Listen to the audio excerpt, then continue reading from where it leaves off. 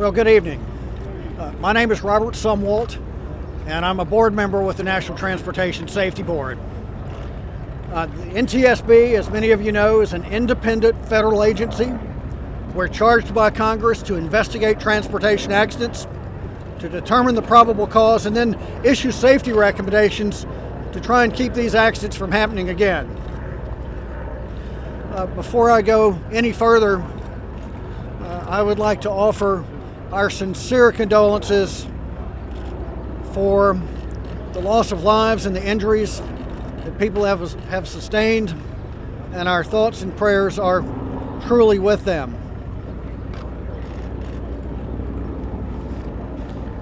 NTSB investigators began arriving here in Philadelphia between 4 and 5 this morning, and the majority of the GO team was in place here in Philadelphia by about 9:30 this morning. Upon arrival here on the scene, we coordinated with the local officials, the first responders, and then we conducted a pretty thorough walkthrough of the accident site to be able to get an idea of what we're dealing with, sort of the lay of the land. At noon, we held an organizational meeting where we established our investigative protocols and parties to the investigation. The investigator in charge is Mike Flanagan. Mike has over 40 years of railroad experience, and he has more than 15 years of accident investigation experience with the NTSB. He is leading a multidisciplinary team of accident investigators that will be looking into the track, the signals, and I'm talking about the train control signal system, the operations of the train, the mechanical condition of the train, to include the brake system, the recorders, survival factors, and emergency response. In addition to our investigative team, we have experts from the NTSB's Office of Transportation Disaster Assistance. They are here to help facilitate the needs of the victims and their families. Here's the factual information that we presently have. Last evening, Amtrak 188, an Amtrak Northeast regional train, departed Philadelphia's 30th Street station at 9:10 p.m., bound for New York City's Penn Station. The train consisted of one locomotive and 7 passenger cars, and according to Amtrak, there were 238 passengers and a crew of 5, for a total of 243 occupants of the train. At approximately 9:21 p.m., while traveling through a left-hand turn, the entire train derailed. Just moments before the derailment, the train was placed into engineer-induced braking, and this means that the engineer applied a full emergency brake application. Maximum authorized speed through this curve was 50 miles per hour. When the engineer-induced brake application was applied, the train was traveling at approximately 106 miles per hour. 3 seconds later, when the data to the recorders terminated, the train speed was 102 miles per hour. I will indicate that these are preliminary figures of speed, subject to further validation, but we're pretty close on that. That's our first look at it. It's a pretty complex thing. You don't just press a button and it spits out a speed. We have to measure the wheel speed and then put that into a formula, but we're pretty confident that the train was traveling pretty close to those speeds, within 1 or 2 miles per hour.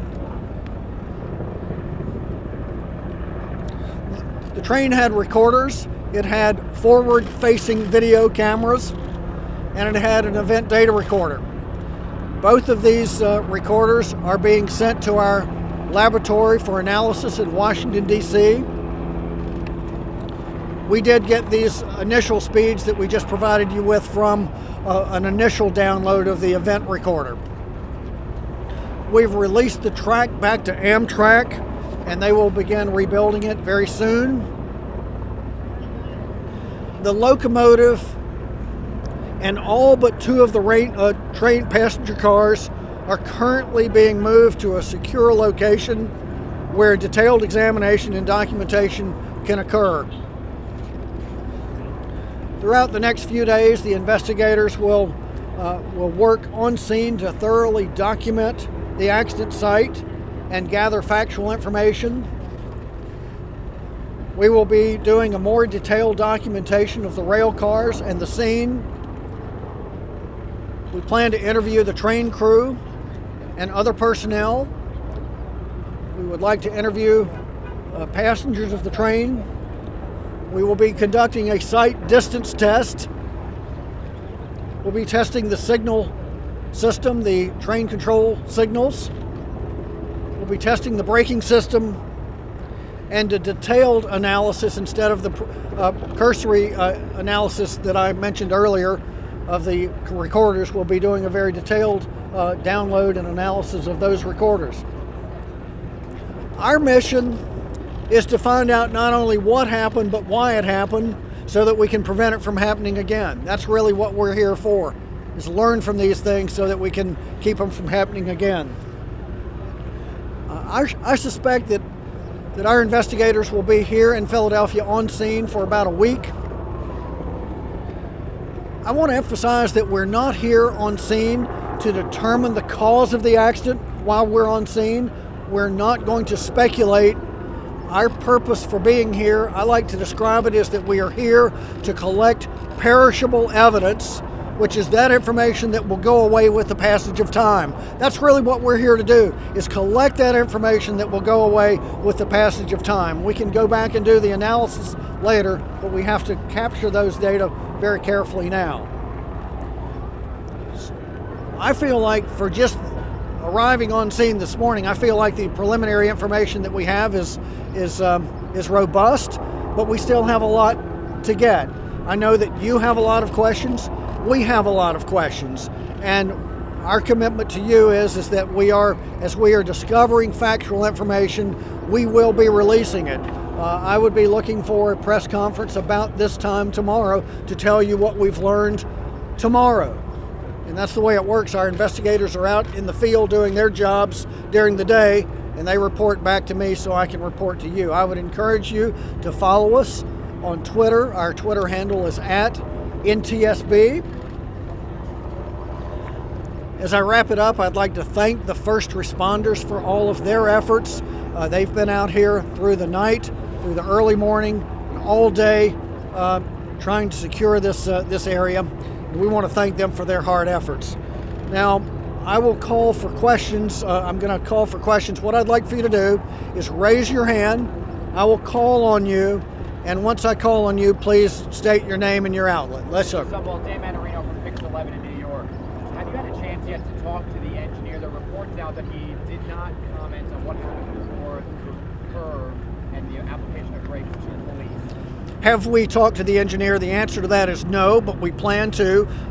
This person has gone through a very traumatic event, and we want to give him an opportunity to convalesce for a day or so before we interview him. But that is certainly a high priority for us, is to interview the train crew right here. Mr. Sumwalt, Tom Costello with NBC News. You talked about 106 miles per hour on the speed. How long did it take him to get up to 106? In other words, had he been progressively getting faster and faster? Do you have a timeline for that? And also, were there any whistles or bells going off warning him in the cab that he was speeding? So the question is, at what point did the train reach 106 miles per hour? Our initial examination of the data, we have not gone back that far because it is a very detailed analysis of reading those data. We wanted to find out the speed so we could report those to you. We will be coming up with the timeline. That's one of the things we will do, but we don't have those exact figures at this point. Any alarms?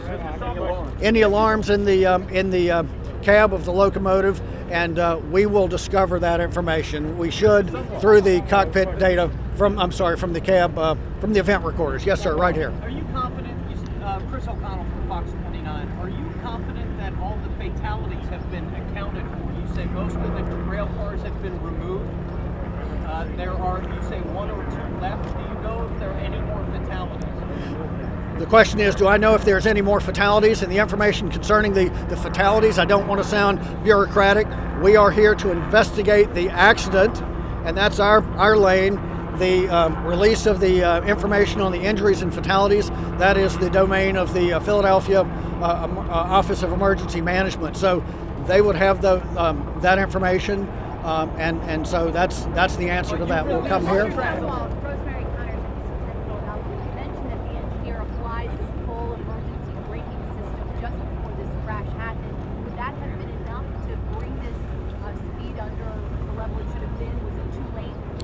The question is, the engineer applied put the train into emergency braking a few moments before the derailment, and in the next 3 or 4 seconds, the speed of the train had only decreased to 102. As we know, it takes a long time and distance to decelerate a train.